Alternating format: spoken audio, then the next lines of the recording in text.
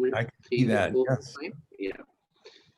So this Aegis Graham Bell Awards, we started way back in 2010, sir. And this is to basically recognize innovators across the world, mainly from India. And innovators from large companies, startup companies, professors, they all participate from last 10 years. And we don't differentiate between startups and large companies. And we give them award based on what innovation they have done. Under this award, we have also initiated National Talent Hunt.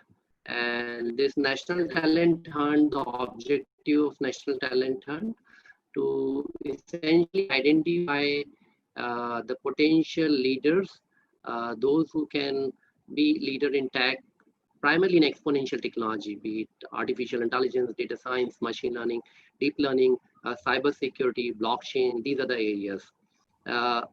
And what these students they typically get, these students they get 100% scholarship to study postgraduate program in data science, business analytics, and big data in association with IBM. They also have an option to study postgraduate program in applied AI, applied machine learning, deep learning, again in association with IBM.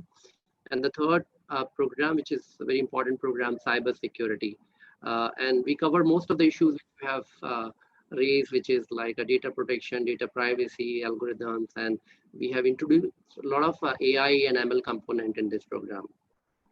The first phase, we gave award to 20 students, and the first award was in February in New Delhi, and our Honorable Minister Nitin Gadkari ji gave award along with the AICT chairman to 20 students.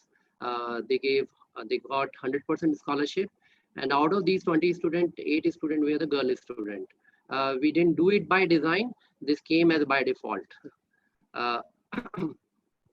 Now the second phase award we'll be announcing in the next 30 seconds, sir, in your presence. And these are the students, and I will just read their name. Balaji T, Akhil Gupta, kindly activate your video. Silver Raja Deepak, Aman Gupta, Khushi Das,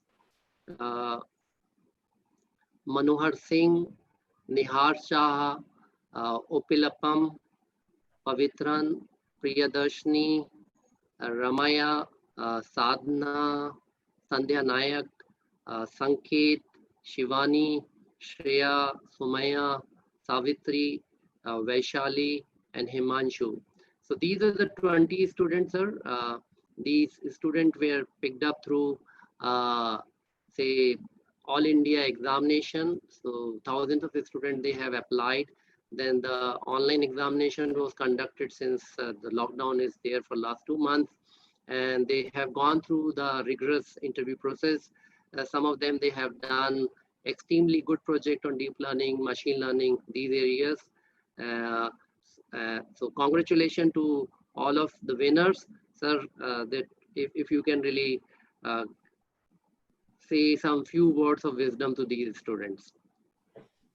Well, I am very impressed with this whole program. It's very clear that all of you who are honored today worked very hard to get to where you are.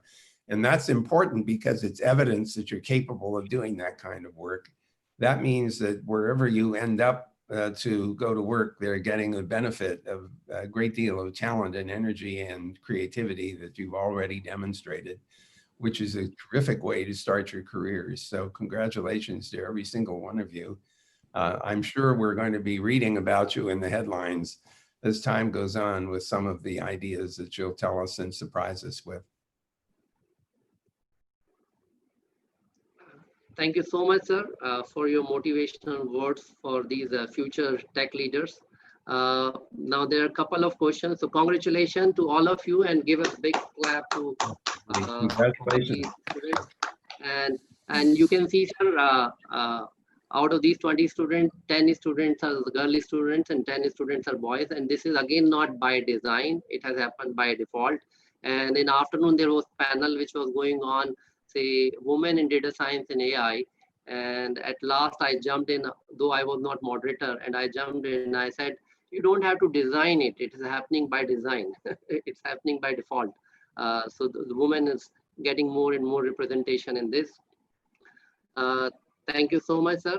I have a couple of questions which a lot of people are asking, and I also have in my mind. Uh, Gavin, why don't you activate your video? Uh, I, Dr. Gangopadhyay, Dr. Kulkarni, kindly activate your video. I have a couple of questions in my mind, sir, and a lot of people are asking. What will be the internet looks like in next 100 years, next 50 years?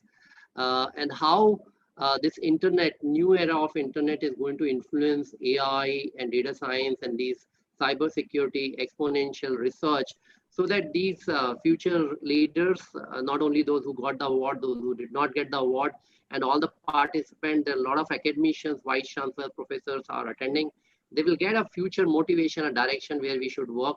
And also at ages, we can really lead research on those areas. Well, making any predictions for 50 years from now or 100 years from now seems pretty hard, especially if you look back 50 years and ask, could we have predicted what we see today? I think there are several features of whatever the internet is 50 years from now that will still be there. I think it has benefited enormously from the openness of its architecture. So however it evolves, I think openness will still be very important. Layering will still be very important. Radio-based communications will be just as important then, 50 years from now, as it is now. We will have moved up into much higher frequencies. Base stations will have gotten closer together. We will probably be making use of free space lasers in addition to optical fiber. Fiber is still by far the most capacious of the underlying transport technologies. There's a report recently from a research lab that demonstrated a 40 terabit per second optical fiber system using 1024 QAM on a single channel. And so, I mean, it's just an enormous amount of capacity. And now if you have multiple fibers, you can just do the math and realize how much capacity there still is to be extracted from fiber-based things. Costs will come down. You can already see that if you look at undersea cables right now, you'll see a proliferation of undersea cable technology. Companies like Google are starting to build their own cables because they're affordable, more so than before. Before you had to have a consortium of people. I think that internet-based devices will be everywhere. They'll be embedded in homes, they'll be embedded in our bodies, or at least they'll be carried by us. We're seeing that already. The Internet of Things is already starting to happen. We even have an example of what's going on as a result of the pandemic. Right now, there are doctors who are saying, please don't come into the office. We don't want to catch the COVID-19 disease. Let's have a consultation remotely, as we are doing right now. And of course, my reaction to this is, what kind of medicine is that? You didn't take my temperature and my blood pressure and my pulse rate and everything else. So, you know, what kind of medicine can you practice? And of course, one of the answers is, well, we need remote sensors. And so I think the Internet of Medical Things will almost certainly have evolved dramatically over a 50-year period. The idea of remote consultation, capture of the physiology of a person will become much more normal. And of course, we'll be gathering genetic information and all of that entails, including you know, the biome in the gut, which plays such a powerful role in our immune system. So there's a whole lot of stuff going on there. I think just looking at the computational side of things, everyone here keeps hearing computational X, computational biology, computational cosmology, computational linguistics, and even computation in aid of the humanities and arts. And so 50 years from now, I think computing will not be thought of in some special way. Computation will be normal. All kinds of devices will have both computing and communications capability. We won't even think about it. You know, of course, these devices around the house are able to use the net, and it will be either wireless or wired or both. So I think we may still call it the internet, even if the implementation is dramatically changed over time. But the idea that we will casually assume communications is possible will be there. Now, machine learning has also taught us that we can make these systems more convenient to interact with, whether that's speech communication or diagrams or something else. And we're also starting to see great success in translation. So I think that we could easily have this conversation maybe 10 years from now, not having to wait 50 years from now, where each of us gets to choose whichever our preferred language is, and the system will translate back and forth from the speaker's language to the recipient's preferred language. And I think we will get to the point where it's actually pretty reliable.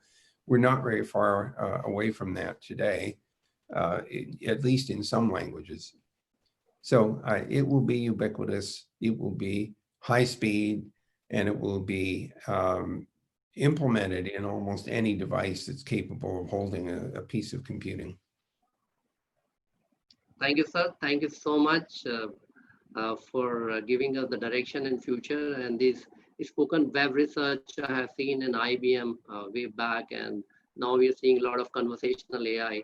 So what you're saying that internet led on say medical stuff, we should be able to really just talk whichever the language we want to really have, and these barriers of the language, the barriers which is led by say access to the information, and I call it the birth penalty. And I think your research has really gave us a path, a direction wherein we can really remove this birth penalty by giving access to the right kind of information at affordable price, and not only the information but the education and the knowledge. And currently in India there are like close to 370 million students. They are not able to attend the classes, and which is bigger, 20 million more than the America's population. And this internet is actually powering them to attend classes sitting from home. And in fact, we have another company, Muni, and we have conducted, now we are conducting examinations across the country online, where AI is empowering, taking the photographs and videos. And thanks to all the innovation you have done, sir, this power of internet which you have given, and that has really powered the whole humanity. And I express my sincere thanks and gratitude on the behalf of Aegis, our partner AICT, our partner FICCI, Muni Campus, all the delegates, and the whole India, and perfects the whole the humanity. Thank you so much, sir. Thank you so much for being with us. And hopefully next time we'll take much more time of you, and we have hundreds and hundreds of questions which we could not really cater during because of this time limitation. Well, I am sorry that I had only a finite amount of time. I really enjoyed the chance to share some of these ideas. So you gave extra 13 minutes, sir. so great of you. Thank you, sir. Thank you so much. We are honored to have you. Thank you for allowing me to join you today. And I take this forum to congratulate Gavin, Ritin, Nimit. Gavin has worked day and night to really make this success. Gavin, congratulations, all the team, all the participants. Thank you, sir. Thank you so much. Thank you. Bye-bye for now. See you on the net. Yes, sir. Okay. Bye-bye, sir. So we come to the closer of this two-day conference of Data Science Congress. Thank you, guys. Thank you so much. And all the award winners, keep working, keep studying hard. Right? And I know a lot of you have come from very humble background. So use this time to really study, and hopefully we will hope to really welcome you once this pandemic gets over in our campus in Mumbai and Bangalore. And even if things doesn't get settled down, the internet is there. But the way things are moving, hopefully this whole crisis will get over by September. Thank you. Good luck to you, and all the best wishes to you. Stay safe and stay healthy. Thank you so much, everybody. Bye-bye. Good night.